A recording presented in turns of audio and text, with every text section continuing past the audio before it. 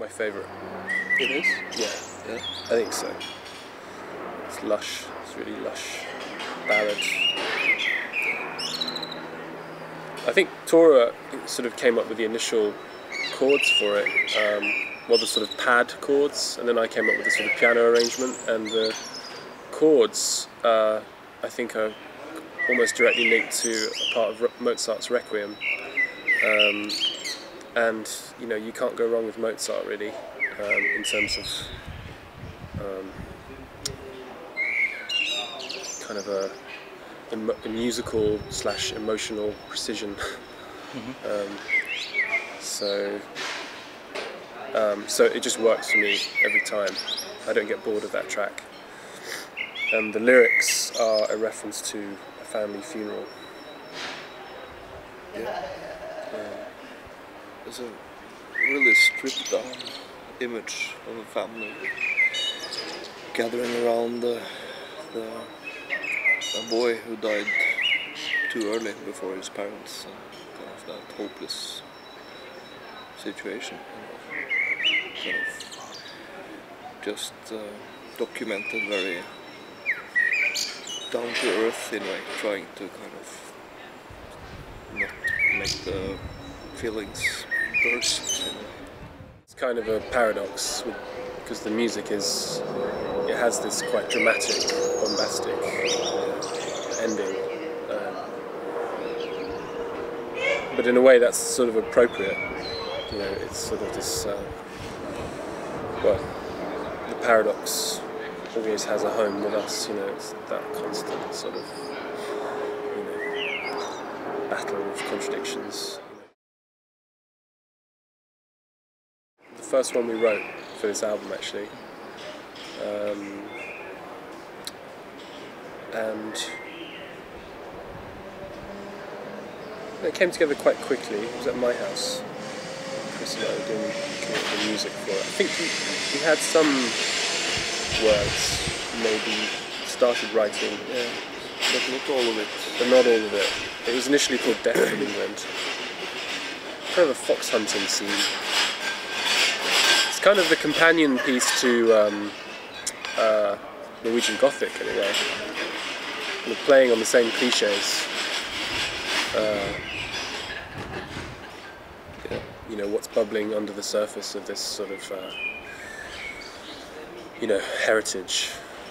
In this case, it's England. It's the you know, blood sport, but you know, with this proud face of the aristocracy as the facade.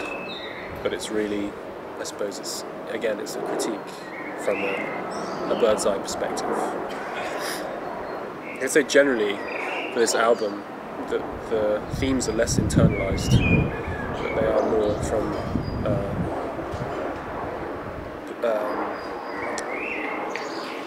they're more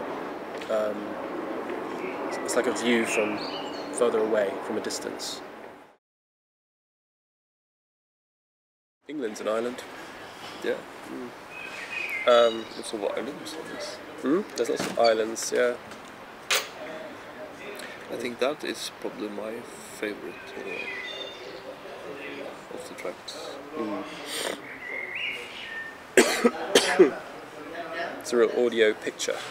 It sort of has, you know, uses really physical, geographical sounds to create a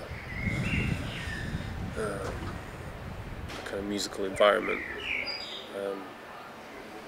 But it's very tiki, sort of surf in a way. It has this sort of smooth, kind of washed out, almost Chris Isaac-y sort of vibe to it. But it's probably one of the most despairing of the tracks, I think, lyrically. Anyway, it's the most detached, which is appropriate because it's called Island. We were working with that title, and you know, that title is still appropriate in many ways because it is, you know, critical geography. It does work, except I think it's probably stylistically a little bit baggy or loose or something. It doesn't quite fit. What do you think? Yeah, I agree.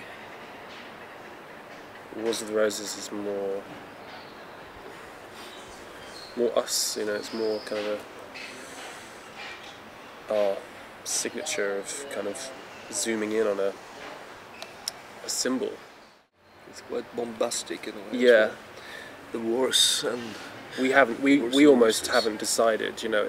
But it feels like this sort of, the image of the rose, you know, is something that's always been there, and it's something that we've always talked about with reference to this album.